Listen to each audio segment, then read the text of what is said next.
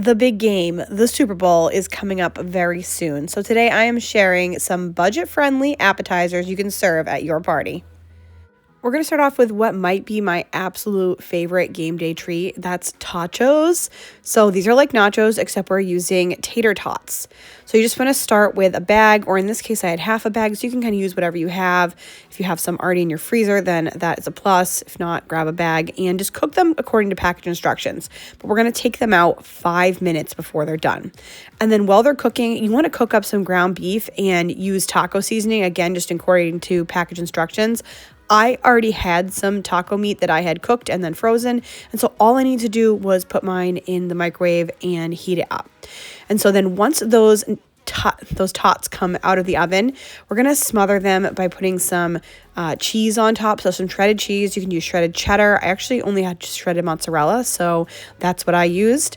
And then top them with that taco meat. So about a pound of ground meat, taco meat. You could also use like chili. I think like chili tacos would be really good. You could use some pulled pork and do like a barbecue style. So really any way that you would traditionally prepare nachos, you can do that with the tacos. And then you want to put a bunch of shredded cheese right over the top as well. And then we're just going to return that to the oven and bake it for an additional 5 minutes until that cheese is melty and bubbly.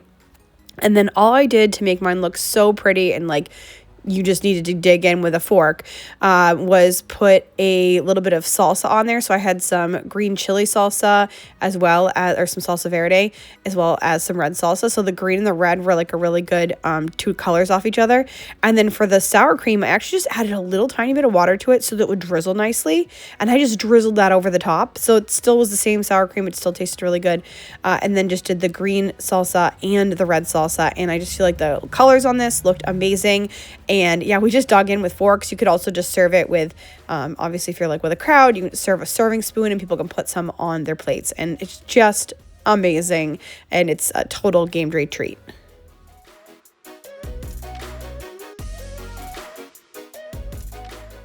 Next up, we're making cheeseburger sliders. And these are perfect because you don't want to have like a whole huge burger, but burgers, game day, like it kind of goes together. So it's a perfect little appetizer. So you can have a little bit of the thing that you love. And they're also great for a dinner too. So if you want to make them for another occasion, they are very versatile. You just want to start by lining your sheet pan with some tin foil.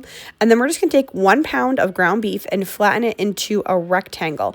And you want it to kind of be the same size as like your Hawaiian slider rolls. We're just using one normal size package with 12 rolls in it. And then you just want to cook that and cover that with some garlic powder, salt and pepper, about a half a teaspoon of each. And then we're going to put that in the oven and cook it for 10 minutes at 350 degrees. And then while that's cooking, you just want to mince up some onions. You could also alternatively use some of the dried minced onions and just rehydrate them, kind of like McDonald's does. So whatever way you like it, I like the fresh onions. And then you also want to melt a 1/4 cup of butter. Once that beef is ready, take it out of the oven, and then you're going to split your slider rolls in half. So cut those in half through the middle so that they make actual burger buns. And then you can either make some Big Mac sauce, whatever your favorite is. I'll put a recipe for that down in the description. I have this like zesty ranch sauce that I got, so I just put that on the bottom of it. You can just put ketchup if that's what you like. So whatever sauce you want to use on your burgers, put it on the bottom. And at that point, the burgers should be cooled down enough that you can just slide them right on top. And I think it's pretty cool. It's like a massive burger and it fits on pretty perfectly. And then on top of that, you just want to put some slices of either American or cheddar cheese to cover the whole thing. And then top that with your diced onions. And then I use some sliced pickles. So you can put as much or as little of all those things as you like. And then we're just going to cover that with the buns and then pour that melted butter right over the top of the buns and sprinkle on some sesame seeds. And then you want to bake this at 350 degrees for just a couple minutes or so. So you just want to melt the cheese and toast up the top of the buns, but we don't really need to do anything else as far as cooking. And then it's just slice and serve. You can also put some fresh shredded lettuce to these if you like to make it more like kind of a Big Mac. You could add bacon. You can put anything you want in these to make them your own. They are super delicious and I guarantee everyone is going to love them. This was our own little small football spread a few weeks back, and the kids had a great time, and it was just a win. Now Next up, I'm making a corn dip with Greek yogurt, and this I brought to a birthday party. It was so easy to throw together, like no one even noticed that I was missing from the house for a few minutes, just mixing it. I used corn and rotel. So you want to get started with a cup of Greek yogurt and then a cup of mayonnaise. I was working hard to use up the squeezed mayonnaise, which squeezed mayonnaise is amazing for camping and stuff like that, but when you want to get the last bits out, it's almost impossible. Then for seasoning, just a teaspoon of garlic powder. And then you want 1 can of drained rotel. That's the diced tomatoes with green chilies. And you could also just use diced tomatoes and a can of green chilies. That's fine too. And then 1 can of drained corn, a cup of shredded cheddar cheese, and a teaspoon of black pepper. And the flavor in this is incredible. And so I love it because this is like stuff I usually have around my house. So it's really easy to throw together. And then you could also use sour cream. So if you don't have Greek yogurt, you can use sour cream. That's totally fine too. And it tastes really good. I interchangeably use the two, depending on what I have. And then we used, I just used regular corn chips because that's what I had. But the scoop corn chips would be really good too. And then even just plain tortilla chips, also fantastic in this. So this is seriously perfect for any event. And it's very enjoyable.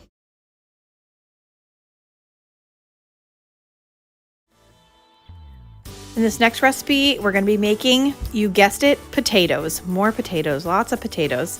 I'm using 3 red potatoes, and we're going to make twice baked potatoes. Now, I'm just popping these in the microwave because that's what the recipe said, but you can also bake them if that's what you prefer. In the microwave, I stab them with a fork for a little bit and then cook them for 12 minutes. Add to a bowl a 1/4 cup of milk, a 1/4 cup of sour cream, 1 tablespoon of butter softened, 3/4 teaspoon of dried parsley flakes, 3/4 teaspoon of garlic, a 1/2 teaspoon of Italian seasoning, and a 1/2 teaspoon of salt. You want to scoop out the inside of your potato, leaving 1/4 inch thick shells. Add that excess potato to your milk and sour cream mixture.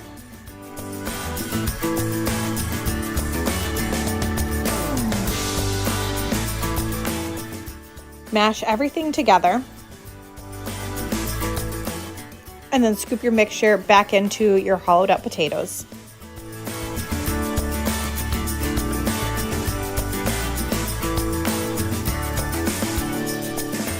You can top this with shredded cheddar or Monterey Jack cheese. And I happen to have a couple of strips of bacon laying around, so I was like, let me crumble that on top. You can also get bacon bits at the Dollar Tree that would taste delicious on top of this, or if you have like a little bit of crumbled ham. And then we're going to bake these in the oven at 350 degrees for about 20 minutes. You could easily prep these ahead of time and then cook them for your Super Bowl party, and they're going to be something you don't have to work on at that time. This recipe is for garlic Parmesan wings, and I got this idea from TikTok, if you can believe that. Now, you just want to put in a bowl a 1/2 teaspoon of salt, pepper, garlic powder, onion powder, smoked paprika, and a teaspoon of baking powder. I hear that baking powder is the key to a crispy chicken wing, so gotta go with it. So here I have 1.5 pounds of chicken wings, and I am just making sure that those are nice and dry before I add them to my spice mixture. And I'm just making sure to coat them nice and well, and I'm putting them right into my air fryer basket. You want to cook these at 400 degrees for 30 minutes, flipping halfway through. Now in the meantime, I'm going to make the sauce for these. Simply mix together a 1/4 cup of melted butter, a 1/2 cup of grated Parmesan cheese, a 1/2 teaspoon of onion powder, garlic powder, and dried parsley, as well as a 1/4 teaspoon of ground pepper. Just mix that well, and then when your wings come out of the oven, toss those in that mixture. And it is amazing how these crispy wings, just all of that Parmesan and garlic just sticks to them, and butter, let's be real. But look how delicious these are. They are fall off the bone amazing, and everybody will rave about them. These are awesome. We're starting off with that chicken cheesesteak, and we're going to have a beer too. No, we're actually going to make beer cheese to go with it. So in this case, we are going to make the sauce, but it is super simple, and you will see how easy it is. I also chopped up 1 onion and put that in a pan over medium heat with a little bit of oil. We're going to cook that up to 5 to 7 minutes. While that's cooking, add 8 to 10 ounces of beer to a saucepan over medium heat. Then add in a teaspoon of chicken seasoning, a teaspoon of chipotle steak seasoning, a teaspoon of garlic powder, half a teaspoon of salt, and a sprinkle of pepper. Go ahead and bring that to a simmer, and then while that's cooking, I'm going to get my rolls ready for my subs. So I just have some that I got at the store, and I'm going to toast them in the toaster oven. You totally do not have to toast them, but that's how I like it. Once the onion is cooked, add 1 pound to 1.5 pounds of shaved chicken breast. Like I said, this is the easy part of it because you don't have to do any slicing or dicing. It's already shaved for you. I also think this might taste great with shaved steak, so whatever you have on hand. To the chicken, I'm adding 1/4 teaspoon of black pepper, about 1/2 teaspoon of garlic powder, about 1/2 teaspoon of chicken or poultry seasoning, about 1/2 teaspoon of salt. And then you just want to cook that until it is well cooked through, about 5 to 8 minutes. It's going to be browned. While that's cooking, now that our beer mixture is simmering, you just want to whisk in about 2 cups of shredded cheese. I'm using just like a Mexican blend, and that turned out fine. So whatever you have on hand, I'm sure will do. I had never made a beer cheese before, and I was pleasantly surprised. I was so happy with how this turned out. It was so delicious and so thick and creamy. I couldn't have asked for anything better. Once the chicken was done, I just added the cheese sauce right in there and mixed everything together. You could alternatively make the sandwiches and then pour the cheese sauce over the top, but I really like the idea of really covering that chicken all in that cheesy sauce. It was so delicious. If you want, add some mayonnaise to your rolls and then put that chicken right on top. I was so shocked and surprised at how simple this actually was. It took me 15 minutes, I swear, like on the dot, because I really wanted to get ready, go to a football game, or I wanted to watch the football game in my living room. So I was rushing, and I was like, I want to make sure that these are ready. These are going to be so good for the game. And it all happened. It all came together, no problem. So it really is a great, lazy, impatient, and hungry meal. Sunny had the right idea.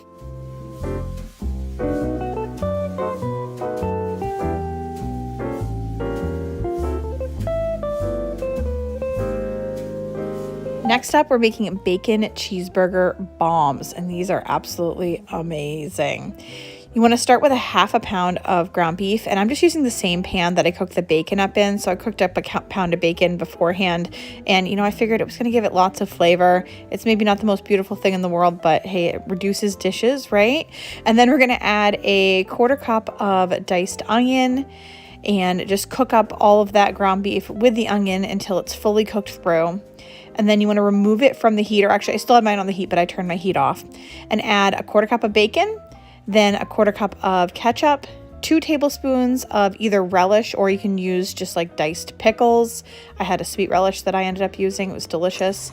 And 2 tablespoons of yellow mustard. But you could probably do whatever you want with this. And then mix it up really well. It gave me all of the cheeseburger vibes. It was actually reminding me of back when, I don't know if Uno still has it, but like Uno Chicago Grill had a cheeseburger pizza, and it had all these items on it. And I personally thought it was absolutely delicious. I could see how maybe it's not for everybody, but it was good. So to make the actual bombs, you need 1 can of biscuit dough, and you want to make sure you don't get like those flaky ones. You want to get the Southern style ones. And then you can just put that on, you can use a cutting board. I'm using a pastry mat, and putting some flour on there and then rolling them out into about double their size. You want them to be flat. They're kind of like little mini discs. And so you want to do that with all of them. And then we're going to add about 1 tablespoon of shredded cheddar. And then I used a cookie scooper for about 1 tablespoon of the ground beef mixture for the inside. And then you just want to kind of wrap them up and make a ball or a bomb out of them. I just kind of pulled the sides together with my fingers and then kind of rounded it out almost like I would like with a bread, like if I was making sourdough bread, and put those on a lined baking sheet and brush them with an egg wash. So you want to use just mix up egg, just 1 egg, brush it right over the top, and then sprinkle on some sesame seeds if you have them. You could always use like poppy seeds. You could use everything bagel seasoning. You could just not cover them with anything at all, whatever you like. And then you want to bake these at 350 degrees for about 20 minutes. If your oven cooks hot, you obviously want to check them a little bit earlier. But they are golden brown, and they are seriously fabulous. You could serve these as a dinner with like a salad on the side, but I actually served them for a football game. So it was like football food. And my husband raved about them. All the kids love them. Ben in particular really, really enjoyed them. So they are a winner in our house, and I'll probably make them for dinner sometime too. For this one, I'm making mini buffalo chicken calzones, and these start very much just like those cheeseburger bombs. I actually made them on the same day. So you want to start with 1 can of the Southern style biscuits and then roll them out flat and to make those little discs. Then you can lay all of those out We're going to add in 1 to 2 tablespoons of shredded cheddar. So I'd use actually a little bit more cheese in these if you can. And then the same amount of chicken. I used some diced chicken. I had just cooked some up in my Instant Pot. You could use like a grilled chicken, some leftover chicken, rotisserie chicken, or I even think using canned chicken would be really good in this. This is a really good opportunity to use canned chicken. And then over the top of that, super simple, I'm just using Frank's wing sauce, buffalo sauce. You can use your favorite, whatever that is. And then you're just going to close these up like a little calzone. You want to fold it in half and then kind of twist the calzone in. And this is a way that we kind of let the steam stay inside of the calzone and for it to get all hot without everything kind of dripping out. And it works really well. So then once that's all set, I'm going to put these in the oven at 350 degrees for about 15 minutes. They take a little bit less time than the pizza bombs, but I cooked them at the exact same time and everything worked out really great. And then I just served mine with some blue cheese dressing. It's what I love, but if you love ranch, you can do that. They were amazing. And Julian really loves these. He loves buffalo chicken. It's hard because not everybody likes buffalo chicken always, but I make it when I can, and these were absolutely fabulous. We'll be making these again for sure.